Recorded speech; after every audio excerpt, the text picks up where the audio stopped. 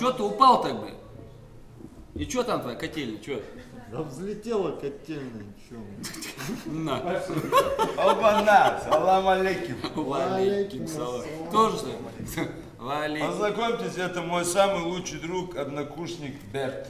Совсем не чеховский лексикон на сцене музыкально-драматического театра. Барыги, подельники и кайф. Постановка «Обреченный» состоит сплошь из жаргона, что неудивительно, ведь история человека, попавшего под влияние наркотиков, по-другому не пишется.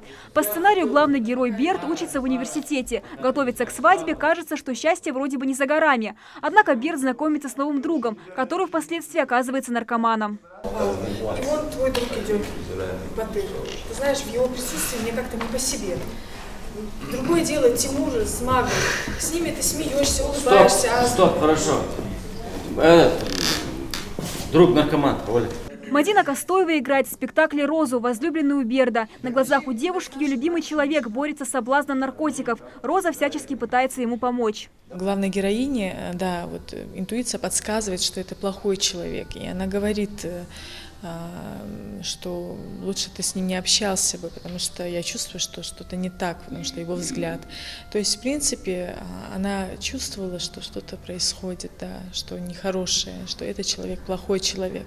Спектакль поставлен по пьесе Бориса Шадыжева «Золотой укол». Однако позже название постановки решено было сменить на «Обреченный», что ближе к судьбе героев. По задумке режиссера-постановщика Ахмеда Альянова на сцене будет минимальное количество декораций. Актеры будут появляться из темноты и уходить во тьму. Такой оригинальный творческий прием направлен на то, чтобы показать ту трагедию, которая постигает героев постановки. Когда в доме кто-то болеет этой болезнью, понятно, что все цвета радуги исчезают, остаются только черные, серые цвета. Поэтому мы пока хотим все уйти в черный цвет, а там понятно, что без белого мазка, без чистоты, без лирики, без романтики не обойдется.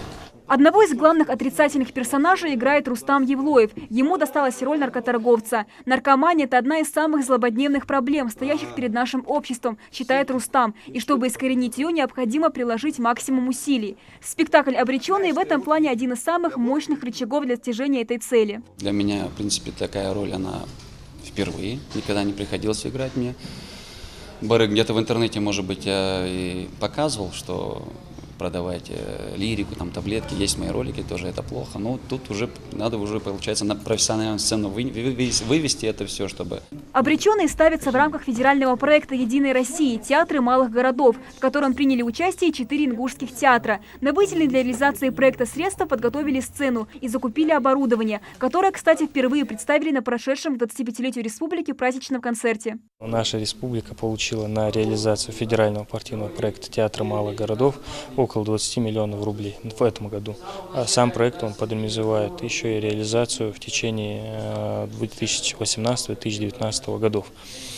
Конечно же, приобретено уже оборудование, так сказать, и материально-техническое обеспечение, это в виде сцены, в виде автомобиля, для того, чтобы уже театр сам мог и гастролировать, и отдаленные села, так сказать, Республики Ингушетия имели возможность увидеть их труд уже на своей сцене. Тема наркомании стоит очень остро в современном мире, и важно не просто освещать ее, а использовать в борьбе с этим явлением самые разные подходы и методы, уверена творческая команда. Премьеру спектакля зрители смогут оценить в конце года. Амина Бокова, Далия Плиева, Марбек Миржоев, Новости 24.